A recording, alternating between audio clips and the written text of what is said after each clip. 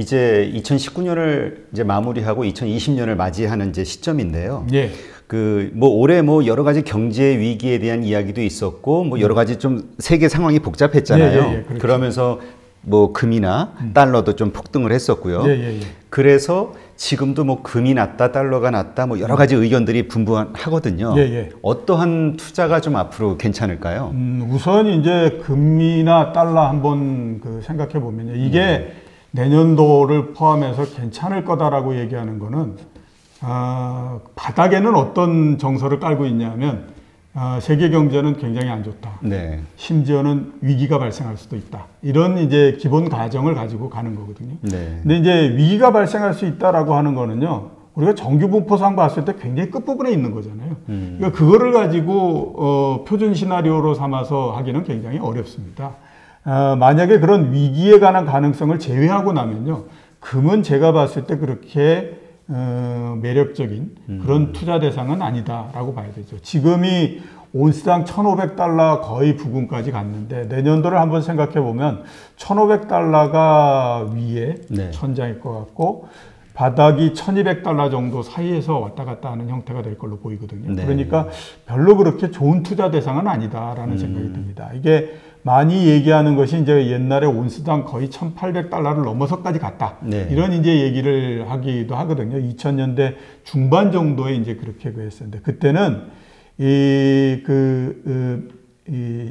이머징 마켓, 신흥국들이 굉장히 경제적으로 처음 이제 막 그 붐업이 일어나면서 금에 대한 실물의 수요가 상당히 많았어요. 그러니까 실제적으로 산업적으로 사용됐기 때문에 그런 그 수요가 굉장히 많아서 1,800달러까지 끌어올릴 수 있었던 건데 지금은 한번 생각해 보시면 위기에 관한 가능성을 없다라고 생각하면 경기 침체 둔화 때문에 그 금이 올라갈 수 있다라고 생각하는 거잖아요. 근데 그렇게 해서 실제의 그 실물적인 사용 부분들을 제외했을 때 올라갈 수 있는 최대가 1,500달러 정도로서 봐야 되는 거거든요. 그러니까 모순이 생기잖아요. 경기가 안 좋다. 그러면 결국 실제적인 수요는 크지 않다라고 봐야 되는데 가격은 1,500달러에서 더 올라갈 수 있다. 이렇게 봐야 되는 거잖아요. 그러니까 거기에서 모순이 생기기 때문에 제가 봤을 때는 아닌 것 같다라는 생각이 들고요.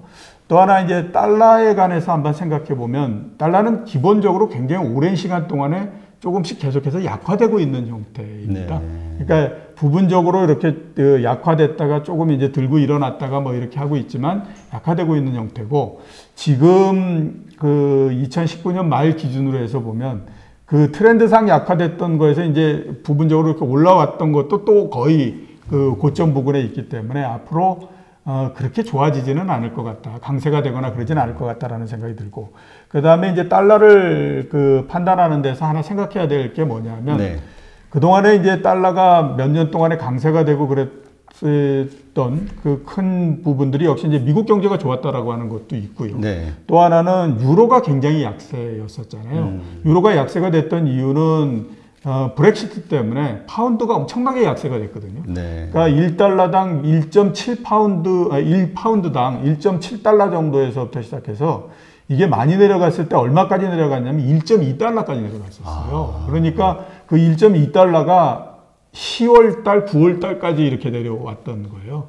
근데 지금 이제 그 12월 중순에 그 영국에서 그 총선이 있고 나면 아마 그 다음에 브렉시트에 관해서 해결이 될 거다라고 생각해서 지금 올라오고 있는 상태입니다.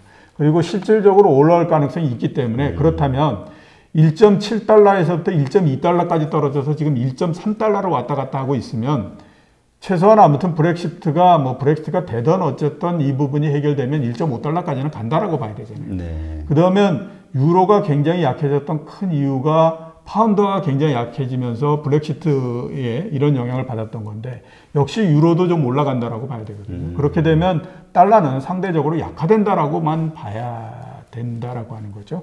그런 면에서 봤을 때 달러도 그렇게 이제 좋은 그 포지션에 있다라는 생각은 들지 않습니다. 그래서 제 생각으로는 달러하고 금은 뭐 그다지 좋은 투자 대상은 아닌 것 같다라는 생각이 들고 그러면 어떤 게 좋을까라고 생각해 보면요. 저희가 판단했을 때 가장 좋은 거는 가격이 낮은 거가 상대적으로 괜찮습니다. 그런 의미에서 보면 가장 가격이 낮은 게 뭐냐? 중국의 주식이 가장 좀 낮다라는 생각이 그래요? 생각해 보시면요. 후강통 했을 때 5천 정도까지 올라갔었거든요. 그게 지금 3천까지 내려와서 미국 주식시장이 두 배 반이 될 때도 계속 3천에서 지금 머물고 있는 상태이잖아요. 이 얘기는 뭐냐면 중국 경제가 아주 안 좋아지기 전까지는 여기에서 더 이상 떨어질 만한 거는 별로 없다라고 봐야 되는 거죠.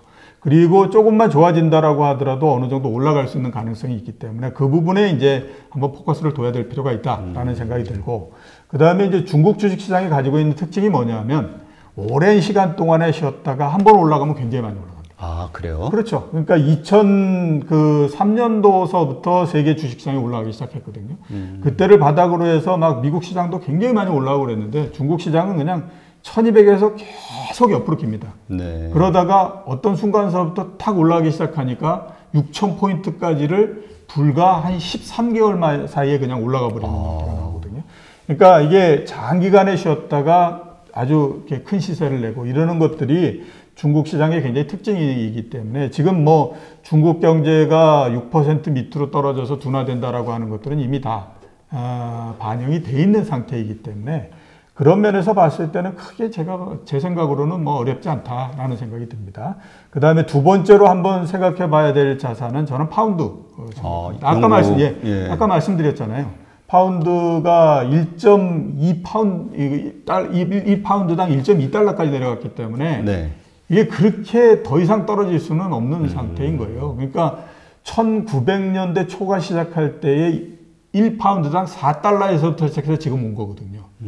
그리고 떨어졌네요. 계속. 예, 그렇죠. 계속해서 떨어지면서 특히 이게 그동안에는 이제 한 1.8달러 뭐 이 정도에서 막아나가다가 브렉시트가 되면서 단절적으로 확 떨어지고 그 다음에 계속 지속적으로 내려가서 1.2달러에서 바닥을 친 상태입니다. 네. 그렇기 때문에 아마 이 브렉시트가 이제 그냥 해결이 되는 형태가 되면 원 파운드화의 가격이 지금이 한 1,550원 정도 되거든요. 네.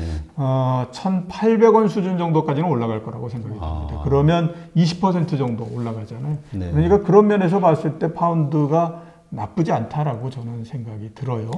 네, 그렇기 때문에 뭐 파운드가 하는데 내 마음에 안 든다라고 생각하면요. 네. 그냥 유로화 같은 거 괜찮습니다. 유로화도? 네, 유로화도 아까 말씀드렸던 것처럼 파운드가 굉장히 떨어지면서 유로도 같이 떨어져 버렸거든요. 그러니까 여기에서 달러와 이런 걸 생각하지 말고 유로나 그 다음에 이 파운드나 이런 것처럼 그동안에 많이 떨어져서 더 이상 내려가거나 이럴 가능성은 별로 없고, 대신에 뭔가 아무튼 이제 그 해결의 실마리를 잡는다라고 하면 그 바닥에서부터 특히 가장 낮은 곳에서 또 올라가기 시작할 때는 굉장히 이 상승력이 커지잖아요. 그러니까 그런 면에서 한번 생각해 보실 필요가 있다. 저는 그렇게 보입니다. 그러면 영국이 EU하고 그 브렉시트를 원만하게 합의됐을 때의 경우가 있고, 잘 안 되고 계속 지지부진하거나 아니면 정말 좀 어려운 상황이 될 수도 있잖아요. 어떤 상황이든 괜찮은 건가요? 그러니까 만약에 굉장히 생각대로 잘 안 돼서 정말로 노딜로 가버렸다 이렇게 한다고 하더라도요 1.2달러 이하로 떨어질 가능성은 없습니다. 그거는 쉽지가 않기 때문에, 그 다음에 똑같이 보면 유로화는 1.1달러 밑으로 떨어질 가능성은 없죠. 그러니까 이미 어떻게 보면 나빠질 수 있는 가능성에 대해서는 최대한으로 반영을 한 상태잖아요. 왜냐하면 이번에 존슨 총리가 들어오기 직전까지 어떤 일이 계속했었냐면 이제 노딜이다라는 얘기를 굉장히 많이 했었어요.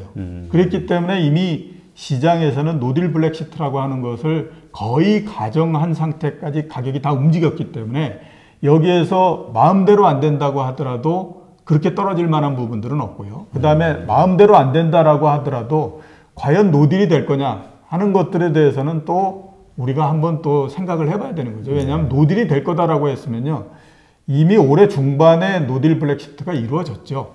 노딜 블랙시트라고 하는 거는 지금 유로도 그렇고 그 다음에 영국도 그렇고 그 누구도 원하지 않는 형태이기 때문에 시간이 끌릴 가능성은 있지만 노딜의 가능성은 그렇게 높지는 않기 때문에 그래서 계속해서 이제 지금 반전이 이루어지고 있는 형태다. 이렇게 이제 볼 수 있는 거죠. 아, 네, 그렇군요.